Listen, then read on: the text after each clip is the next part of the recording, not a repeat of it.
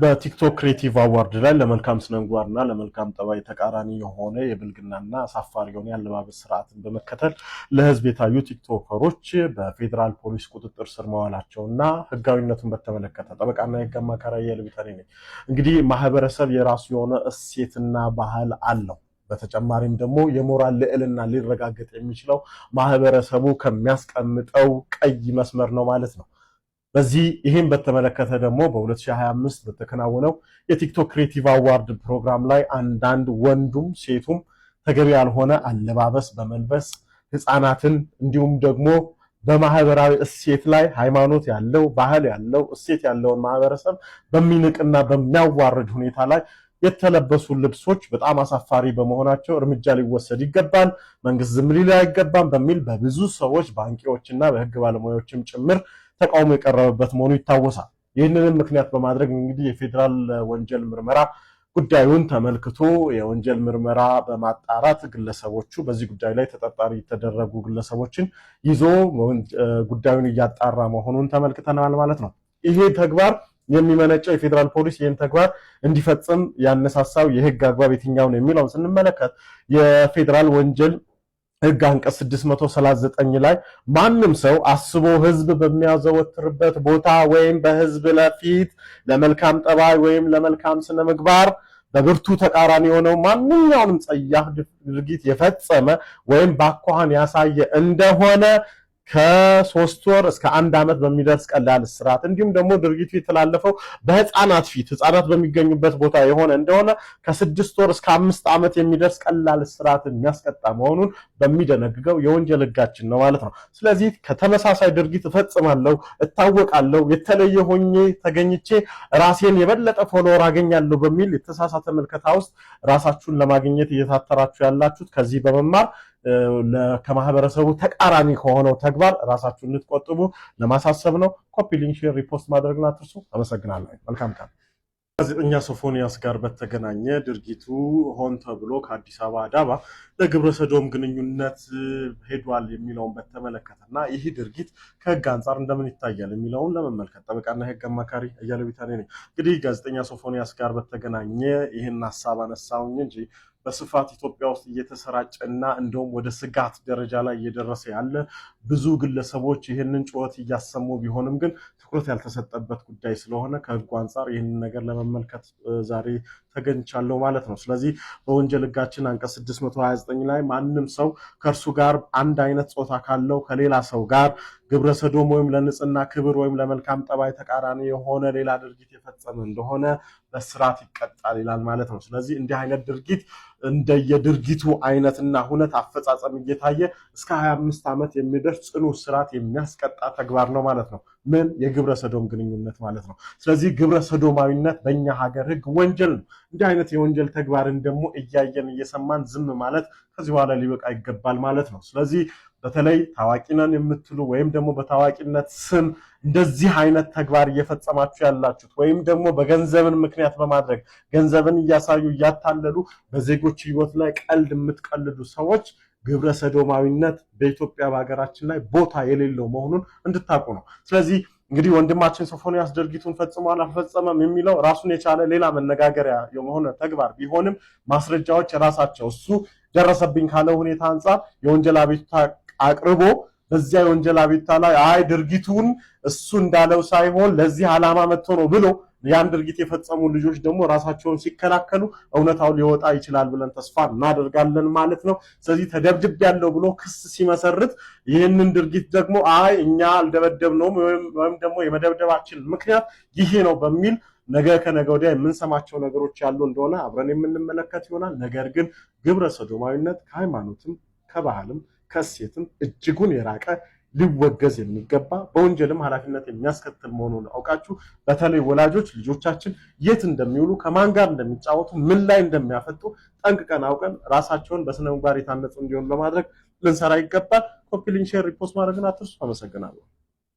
ሰሞኑን በበርካቶች ዘንድ መነጋገሪያ የሆኑ ሁለት ዜናዎች በማህበራዊ ድረገጹ እየተሰራጩ ይገኛሉ። ይኸውም በቲክቶክ አዋርድ ላይ ያልተገባ አለባበስ የለበሱትን ወጣቶች የሚመለከት ሲሆን ሁለተኛው ደግሞ ከግብረ ሰዶም ወይም ከተመሳሳይ ጾታ ጋር ግንኙነት ያላቸው ዜናዎች ናቸው። በእነዚህ ጉዳዮች ላይ አጠር ያለ መረጃ መስጠት ጠቃሚ ነው ብዬ በማመኔ ይህንን ቪዲዮ ሰርቼላችኋለሁ።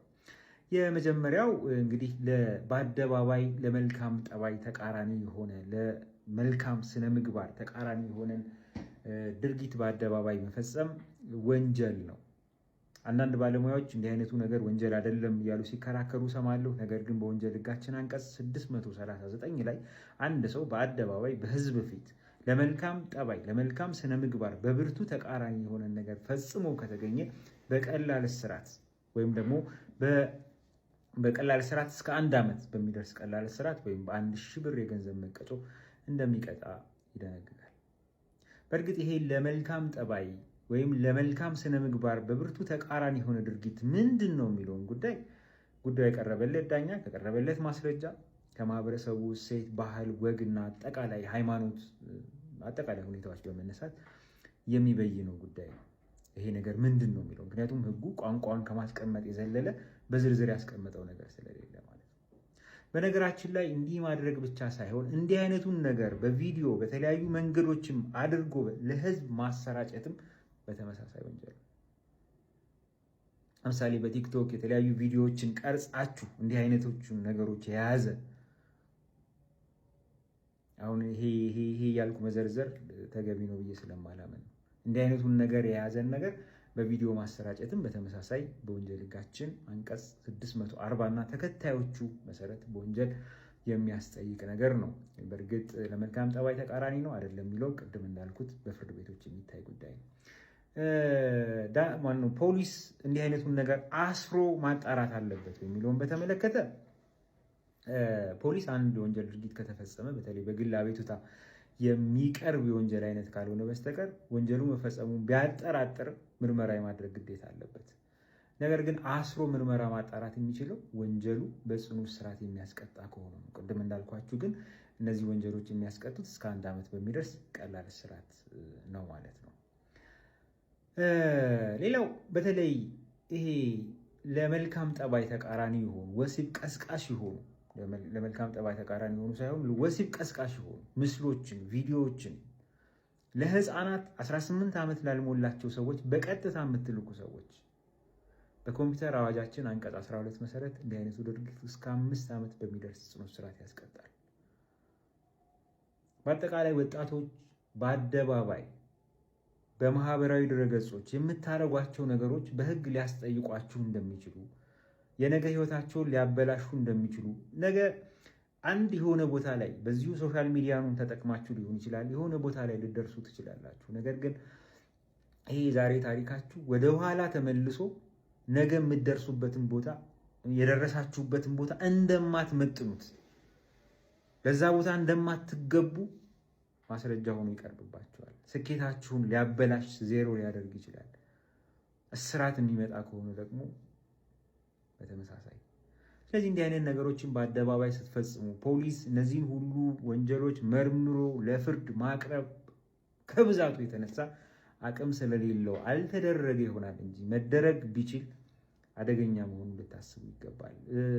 ማህበረሰቡን ልታከብሩ ከዚህ ማህበረሰብ ጋር አብራችሁ እየኖራችሁ ከዚህ ማህበረሰብ መወደድ መከበርን እየጠበቃችሁ መልሳችሁ ደግሞ የማህበረሰቡን እሴቶች የሚሸረሽሩ ተግባራትን መፈጸም ተገቢ ነው ብዬ አላምንም። ከግብረ ሰዶም ጋር በተያያዘ ደግሞ በወንጀል ሕጋችን አንቀጽ 629 መሰረት ግብረ ሰዶም በተመሳሳይ ጾታ ጋር የተገናኘ ነገር ወንጀል መሆኑ ምንም አከራካሪ አይደለም። በወንጀል ሕጋችን አንቀጽ 629 መሰረት እስከ 3 ዓመት በሚደርስ ቀላል እስራት ያስቀጣል። ቀላል እስራት ማለት እስከ 3 ዓመት ከ10 ቀን እስከ 3 ዓመት ስለሆነ በወንጀል ሕጋችን አንቀጽ 106 መሰረት። ነገር ግን ወንጀሉ የተፈጸመው በህፃናት ላይ ከሆነ በዛቻ፣ በማጭበርበር፣ በተለያዩ መንገዶች ወንጀሉን የሚያከብዱ ሁኔታዎች ተፈጽሞ ከሆነ ግን በተለይ ህፃናት ላይ የሚፈጸም ከሆነ እስከ 25 ዓመት በሚደርስ ጽኑ እስራት ያስቀጣል ማለት ነው። ሰላም። በቤተሰብ ወይም በማህበረሰብ በምክር በግሳጼ የሚስተካከሉ ነገሮችን በሙሉ ወደ ወንጀል እየወሰደ ሰዎችን የወንጀል ተጠያቂ ማድረግ ከወንጀል ህግ መርህም ዓላማም አንጻር ትክክል አይደለም። አሁንም እያልኩ ያለሁት በወንጀል አስቀጭ ሊሆን ይገባል፣ ሊታሰሩ ይገባል አይገባም በሚለው ነገር ላይ ብቻ ነው። ከሚፈቅደው ውጭ የተደረገ እስር ነው ብዬ የማምነው። አግባብ የሆነ እስር ነው ብዬ አላምንም እንደባለሙያ ማለት ነው። አንድ በማያስቀላል ስርዓት ነው የሚያስቀጣው። ስለዚህ ይሄ ጊዜ ቀጠሮን መቅረፍ ሳይጠበቅባቸው በጣቢያ ሊወጡ ሊገባው ነው እና ተገቢውን አካል ይህን ያደርጋል ብዬ አስባለሁ። ወንጀል ነው እንኳን ተብሎ ከተያዙ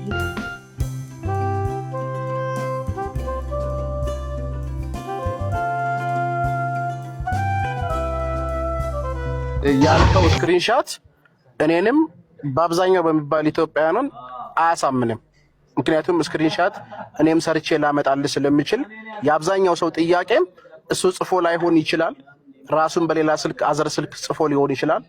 ይሄ ነው ጥያቄው። እሺ ይሄን ያህል መረጃ ካደራጀህ አንተ ይሄንን ልጅ ምን ነበረ ማለት ኢንቴንሽን ምን ነበረ? ይሄ ልጅ ሲመጣ ለምንድን ነው ጉዳዩን ማስጨረስ ያልፈለግከው? አንደኛ ማለት ሰውም እንዲያምን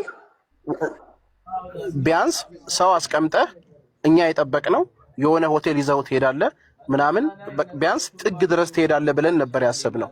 ሁለተኛ ነገር ደግሞ እውነት ይሄ ልጅ ላደረገው ነገር አንተ ታንጀብል የሆነ ማስረጃ ካለ የደቦ ፍርድ ከመፍረድ ለፖሊስ አባል ለምንድን ነው አሳልፈ ያልሰጠኸው? እቺን ንገረኝ። ሌላ ምንም ችግር ከሌለባችሁ ይሄን ልጅ ከያዝከው መረጃ ጭምር ለፖሊስ ለምን አሳልፈ አልሰጠኸው? አንተ ለትውልድ የምታስብ ከሆነ ኢትዮጵያውያን እንዳንበላሽ ያልተገባ ነገር ውስጥ እንዳንገባ ይሄ ልጅ መቀጣጫ ይሆናል ብለህ የምታስብ ከሆነ አንድ ህብረተሰቡን እንደሚያነቃ ኢትዮጵያዊ ለምንድን ነው ይሄን ልጅ ከያዝከው መረጃ ጭምር ወስደህ ለፖሊስ ያልሰጠኸው? እቺን ንገረኝ። ኦኬ ወንድሜ አንድ ጥያቄ ጠይቃለሁ። ማይክን ክፈትልኝ አንዴ። እየሰማሁ ነው። አንድ እንደዚህ አይነት የሆነ ሰው ድንገት አጠገብ ቆሞ ብታየው ለፖሊስ ማስያዝ ነው የሚታየው ወይስ እርምጃ መውሰድ? እርምጃ ወስዳለሁ፣ ከዛ ለፖሊስ አስይዘዋለሁ። ኦኬ ሶ መጀመሪያ የሚታየው ለፖሊስ ላስይዘው ሳይሆን እርምጃ መውሰድ ነው ማለት ነው። መጀመሪያ እርምጃ ወስድበታለሁ፣ ከዛ በኋላ ለፖሊስ አሳልፌ እሰጠዋለሁ። በጣም ጥሩ። አሁን እኛ ጋርም ሲመጣ አይተህ ከሆነ ወላ ዱላ ሁሉ አዘጋጅቼ ነበር፣ አጣና ሁሉ አዘጋጅቼ ነበር እሱን ለመምታት ማለት ነው። ግን ከዛ በኋላ ግን ስናስበው አስበው ይሄ ሰው ወንጀለኛ እንደሆነ ብቻ የሚያረጋግጥ ፋይል ከተገኘ ለህግ ማጋለጥ ወይ ደግሞ ሚዲያ ላይ መልቀቁ እና ህግ አካላቶች እንዲያዩት ማድረጉ በራሱ ራሱን የቻለ ወንጀል ስለሆነ በዚህ መንገድ ይቀጣል ብዬ ስላሰብኩኝ ነው ያን ነገር ያደረግነው። ሲቀጥል ያንን ኃይል ለምን ተጠቀማችሁ ለሚለው ጥያቄ የአጋጣሚ ጉዳይ ሆኖ ዛሬ ኢንተርቪው ሰጥቻለሁ። ሙሉን ታገኙታላችሁ። ግን ልንገራችሁ እዚህ ጋር እየሄዳችሁ በነበራችሁበት ሰዓት ላይ እየሄድን በነበረበት ሰዓት ላይ ድንገት እስቲ ቪዲዮውን ተመልከቱት። ቆርቆሮ ይታያችኋል እዛ ጋር የፈረሰ ስፍራ። ይሄ ምንድነው? ፎቅ ሊሰራ ሲል የሚታጠርበት አጥር ማለት ነው። ወይ ፍሬዘር ለምንድን ነው የአይን እማኝ ብለህ ሰዎች ልጆች ሰብስበ ቪዲዮ ቀረጽክበት ምክንያት ሪዝንህ ምንድን ነው? የአይን እማኝ ብለህ እዛ ጋር ምንድነው የተባለው? አንተ ራስህ እንደዚህ አይነት ነገር ነህ ምናምን የሚባል ነገሮች ተነስቷል። ሲቀጥል ደግሞ እሱ አይደለም የሚልም ነገር ጥያቄ ተነስቷል። ለዛ ነው እንደዛ ያደረኩት። ተመለሰልህ? ስለዚህ መጀመሪያም የሰራኸው ስራ ወይም መጀመሪያ ያደረግከው ነገር ህዝቡን አላሳመነውም ማለት ነው አይደለ? እንዴ እኔ ቢያምን ባያምን ለራሱ እኮ ነው። ለኔ እንደው የሚያምነው ቢያምን ባያምን ለራሱ ነው። እኔ እውነትም ማጋለጥ ነው ስራዬ። እንደዚህ የተጨበጠ ማስረጃ ማለት በጣም የገረምከኝ ማለት ነው። አንድ የተረዳሁትን ነገር ልንገርህ። ከአንተ ስክሪንሾቱን አቀናብረን ያመጣው አልከኝ ማለት ምን አይነት አይምሮ ነው ያለህ አንተ? እንዴት ነው አቀናብረህ ምናምን የምትለኝ? ቆይ እንደዚህ አይነት ነገር ቆይ ከዚህም ውጪ ብዙ ወንዶች እንዲህ ያለ ቆሻሻ ጥያቄ ይጠይቁኛል ብለህ ስትናገር ነበር፣ ሰምቻለሁ። ለምንድን ነው አንተን መርጠው የሚጠይቁ? ለምን አይጠይቁንም? ሁለተኛው ነገር ደግሞ እኔና አንተ ያልጨረስነው ጉዳይ አለ፣ የምንገናኝበት ቦታ አለ ብለከዋል። የት ነው የምትገናኙት? ምንድን ያልጨረሰው? ሚዲያ ላይ አጋልጣለሁ ነው በቃ። ያልጨረስነው ነገር አለ ማለት ሚዲያ ላይ ጉድህን ገና አጋልጣለሁ ነው። የዛ ሰዓት አላጋለጥኩም ጉድህን አይደለ? እሱን እኮ ኦልሬዲ አጋልጣል። የተቀነባበረ ቪዲዮ ነው አይደል የደረሳችሁ? እሱን ኦልሬዲ አጋልጠኸዋል። ተጋልጧል። ከተጋለጠ በኋላ ኖ ድጋሚ የሰራው ቪዲዮ ላይ እኔ እናንተ አልጨረስንም የምንገናኝበት ቦታ አለ ብለኸዋል ይሄን ልጅ። ስለዚህ የት ነው የምትገናኙት ከዚህ ልጅ ጋር? ያልጨረሳችሁት ጉዳይ ወዳጄ ምንድነው ቃላት መሰነጥቀው? አልጨረስንም ማለት ባጭሩ እዚህ ጋር የተከናወነው ነገር በሙሉ አጋልጣለሁ ነው። በቃ አለቀ። ጀስት ፖዚቲቭ ቲንከር ነው ብራዘር። ኖ አይደለም፣ የምንገናኝበት ቦታ አለ ብለኸዋል። ስፔሲፊካሊ የምንገናኝበት ቦታ አለ። አልጨረስንም። የምንገናኝበት ቦታ አለ ማለት ወዳጄ የታውቀውና አምጣው የሰራኸውን ቪዲዮ በሌላኛው ስልክ ላሰማ። ይሄ ሰው የአማርኛ አይሰማም እንዴ? ስልክ የለኝም፣ አንድ ስልክ ነው ያለኝ። ምን ላምጣልህ? ቅድም ነገርኩህ እኮ አንድ ስልክ ነው ያለኝ አለ። ስለዚህ ይኸውልህ ስልክ ከሌለ ሁለት ቪዲዮ አይቻለሁ እኔ። ሁለቱም ቪዲዮ ላይ የመጀመሪያው ቪዲዮ ላይ በግራ እጅ ሌላ ስልክ ይዘህ እኔ እናንተ ያልጨረስነው ነገር አለ የምንገናኝበት ቦታ። አማርኛ አሰማም እንዴ ሰውዬ? ስልኩ የኔ አይደለም የጓደኛዬ የወደቀው ስልክ ነው። እኔ ስለ ስልኩ አይደለም የምነግርህ፣ የቪዲዮውን ምልክት እየነገርኩህ ነው። በግራ እጅ ስልክ ይዘህ ጥቁር ስልክ እኔ እናንተ ያልጨረስነው ጉዳይ አለ ማገኝ ቦታ አገኘሃለሁ ብለኸዋል። የት ነው የምታገኘው? ይሄንን ምንድነው የምትለው? ማገኝ ቦታ አገኘሃለሁ ማለት እያወራሁኝ ያለሁት መረጃህን አጋልጣለሁ ማለት ቦታ ስለ የግድ ፕሌስ ነው እንዴ? ኖ አጋለጥከው ኦልሬዲ። ይሄንን ልጅ ቪዲዮ ሰራ፣ ተደበደበ። እየለቀክ ያለው ቪዲዮ እያጋለጥክ ያለበት ቪዲዮ ላይ የተናገርከው ወርድ ምንድነው? እኔ እናንተ ገና አልጨረስንም፣ ከሌሎቹ ሰዎች ጋር ጨርሷል፣ ከጓደኞች ጋር። ስለዚህ ይሄ ሰው ጥፋተኛ ነው አይደለም? ሲመልስልኝ ይሄ ሰው ጥፋተኛ ነው አይደለም? እርግጠኛ አይደለሁም። በምንድን ነው እርግጠኛ ልሆን የምችለው? አንተም ቆሻሻ ነህ፣ የሱ ተባባሪ ቆሻሻ ነህ። አንተም ቆሼ ነህ። ሰተዋል ሲጅ ሰው እንዴት ነው? ቆይ ይሄ ሁሉ ማስረጃ ቀርቦለት በዚህ ልክ እንደዚህ